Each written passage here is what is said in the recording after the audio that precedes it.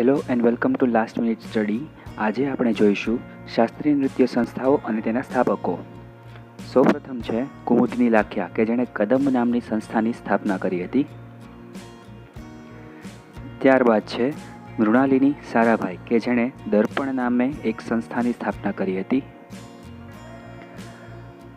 હરિણાક્ષી દેસાઈ કે જેમણે ભરત નૃત્ય કલાંજલિ નામની સંસ્થાની સ્થાપના કરી હતી.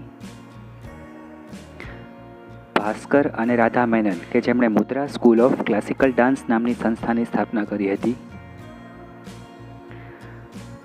સ્મિતા શાસ્ત્રી કે જેમણે Nartan school of classical dance નામની સંસ્થાની સ્થાપના કરી હતી.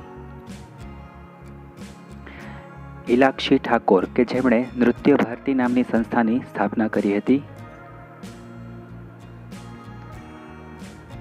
અને સોનલ માનસી કે જેમણે centre for Indian classical dance નામની સંસ્થાની સ્થાપના કરી હતી.